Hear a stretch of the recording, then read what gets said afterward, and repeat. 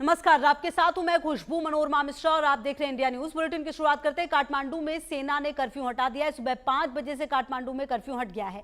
सामान्य होते हालात के बीच सेना का फैसला भी सामने आ गया है। आपको बता दें कि नेपाल में अब हालात सामान्य हो रहे हैं। काठमांडू में सेना ने कर्फ्यू हटा लिया है, यह हम जानकारी आपको दे रहे हैं।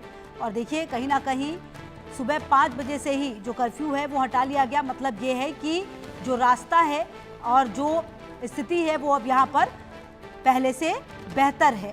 और कहीं ना कहीं आप देखिए कि 6 महीने बाद अब चुनाव भी यहाँ पर होने वाले हैं। सुशीला कार्की, अब देखिए ये भी देखना होगा कि जब ये पूरा मामला सामने आया है जिस तरीके से, इसके बाद अब ये सवाल कि आखिरकार नेपाल में आगे क्या कुछ होने वाला है। जी हाँ, तो नेपाल में जेनजी ने, प्रदर्शनकारियों ने सुशीला कार्की को तो देश का अंतरिम पीएम चुन लिया है। और आपको बता दें कि 220 सालों से इतिहास में देश की पहली महिला पीएम बनी है वो। और कहीं ना कहीं अब जो स्थिति है वो धीरे धीरे सामान्य होती हुई नजर आ रही है, क्योंकि काठमांडू में सेना ने कर्फ्यू हटा लिया है। आपको याद होगा कि काठमांडू से ये पूरा बवाल एक तरह से शुरू हुआ था। जिस तरह से राजधानी में हालात नजर आ रहे थे वो हालात बद से बदतर थे, लेकिन अब धीरे धीरे यहाँ पर स्थिति सामान्य हो रही है और जो कर्फ्यू है वो हटा लिया गया है। जब कर्फ्यू हटा है तो इसका मतलब ही ये समझिए कि धीरे धीरे स्थिति सामान्य हो रही है।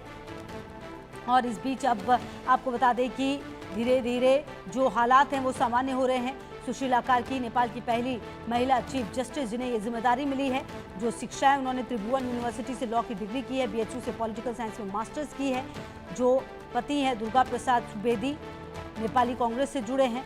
और तो एक नई जिम्मेदारी ज़रूर होगी, लेकिन कहीं ना कहीं अब काठमांडू में जो सेना है उनकी भी भूमिका देखनी होगी, क्योंकि अब आने वाले समय में यहाँ पर चुनाव होंगे। चुनाव के बीच जनता अपने लिए क्या फैसला लेगी ये देखना होगा, क्योंकि जो कुछ भी नेपाल के लोकतंत्र में हुआ है ये निश्चित तौर पर बिल्कुल अलग।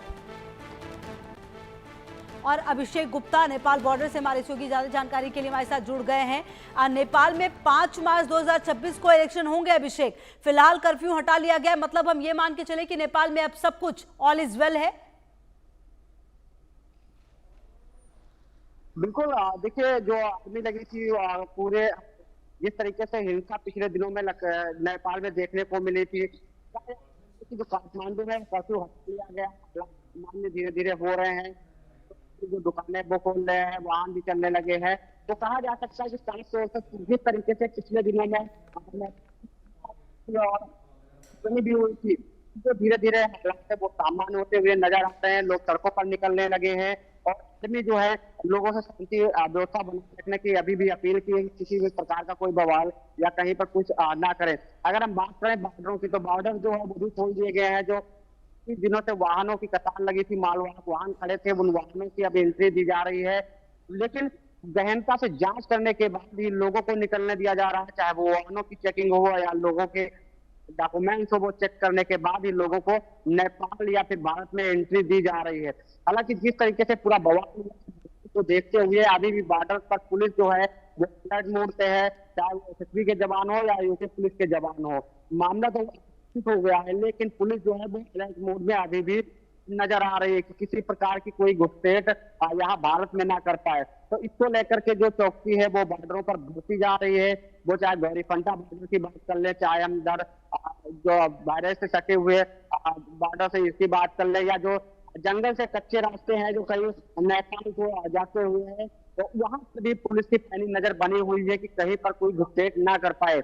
लेकिन अगर जिस तरीके से पिछले दिनों में जो हालात थे नेपाल में वो काफी भयावह देखने को मिले, लेकिन अब जिस तरीके से धीरे धीरे हालात सामान्य हो रहे हैं, लोगों का कहना है कि अब दुकानें जो है वो मार्केट है नेपाल की खुलने लगी है, लोग जो है सड़कों पर निकलने लगे हैं, चालू रूप से चलने लगे हैं।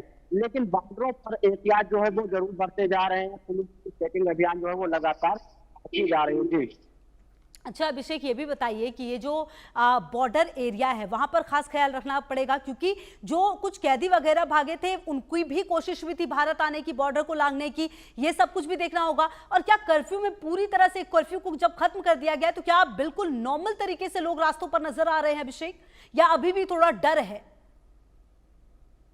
देखिए, बिल्कुल जिस तरीके से पिछले दिनों में जो हिंसा हुई है तो उसको लेकर कहीं ना कहीं डर तो लोगों में बना हुआ है। अगर हम बात करें कि अगर नेपाल में हिंसा के दौरान जो कैदी भागे थे। तो कहीं ना कहीं उन कैदियों के घुसपैठ करने की वजह से बॉर्डरों पर चौकसी बरती जा रही थी। और 3 कैदी यहाँ लखीमपुर खीरी में पकड़े गए थे ककरोला घाट से, जिसके बाद कैदियों से पूछताछ करने के बाद में उनको भारत से नेपाल पुलिस के सुपुर्द कर दिया गया था। तो कहीं ना कहीं अभी भी चौकसी बरती जा रही है कि जो भी कैदी वहां से नेपाल की जेलों से फरार हुए थे वो क्योंकि यहाँ पर जंगल से घिरा हुआ जो जिला है लखीमपुर खीरी नेपाल बॉर्डर से सटा हुआ है, तो जंगल से घिरा हुआ है। तो कहीं ना कहीं उसमें लोग घुसपैठ ना कर पाए, जो नेपाल की जेलों से कैदी भागे हुए थे वो यहाँ पर ना जाए, इसको लेकर के चौकसी जरूर बरती ठीक है जा रही अभिषेक, आप रहिए हमारे साथ। इसी बीच अपने दर्शकों को जरा ये भी बता दें कि नेपाल में चुनाव की तारीख का ऐलान हो गया। नेपाल में 5 मार्च 2026 को चुनाव होंगे। मतलब कहीं ना कहीं जिस तारीख की बात हो रही थी वो अब तारीख भी सामने आ गई है और नेपाल में चुनाव की तारीख का ऐलान हो गया है। नेपाल में 5 मार्च 2026 को चुनाव होंगे। आपको बता दें कि चुनाव की तारीख का ऐलान हो गया। अभिषेक, क्या ये माना जाए कि जब 5 मार्च 2026 को चुनाव होंगे तो ये जो जेन जी है सो कॉल्ड, इनकी भूमिका काफी महत्वपूर्ण हो जाएगी? क्योंकि अगर पूरा सत्ता परिवर्तन हुआ है किसी की वजह से तो ये जेन जी ही है। अभी फिलहाल जो तस्वीर देखने को मिल रही थी नेपाल में, ऐसे में अब चुनाव की तारीख भी सामने आ चुकी है।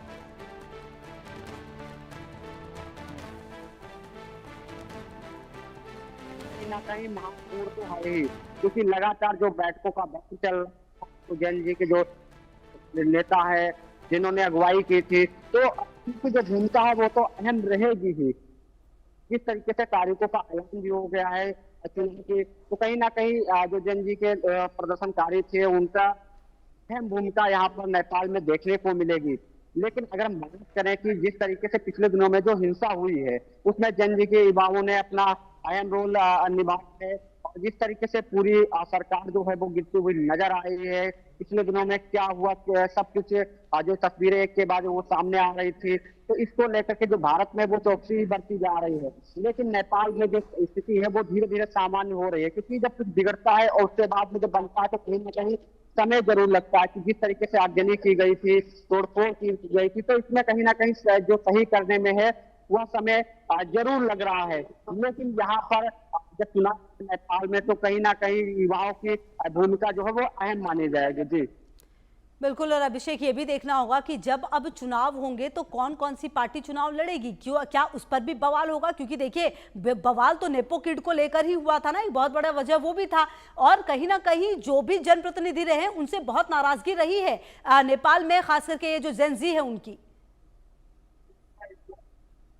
देखिए बिल्कुल विरोध था। विरोध ये जो है वो देखने को मिला, किस तरीके से युवाओं के अंदर पिछले दिनों में जो नेपाल में विरोध प्रदर्शन किया, तो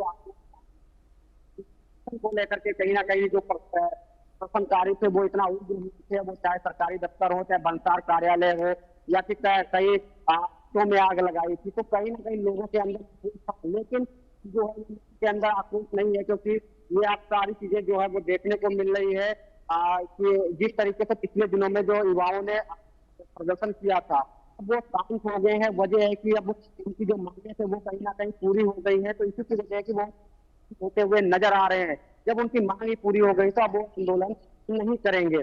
कहीं ना कहीं जब कमियां रहती हैं तभी ये युवाओं के अंदर जो है वो देखने को मिलता है। लेकिन जब कोई कमियां नहीं रहेंगी तो बिल्कुल निश्चित तौर पर जो युवाओं के अंदर है वो देखने को नहीं मिलेगा, जो है पूरी तरीके से धीरे धीरे नेपाल में सामान्य हो जाएंगे। नेपाल के लोगों से हमारी जो है कुछ लोगों से बातचीत भी हुई है। लोगों का कहना है कि जो मार्केट है वो भी खुल गई है, वाहन भी वो चलने लगे हैं, लोग भी निकलने लगे हैं। लेकिन लगातार लोगों से अपील की जा रही है कि कहीं बस किसी भी प्रकार की जो भ्रामक अफवाहें हैं वो, चाहे पुलिस हो या ठीक है अभिषेक, रहिए, आप आगे भी आपसे बातचीत करेंगे। लेकिन इसी बीच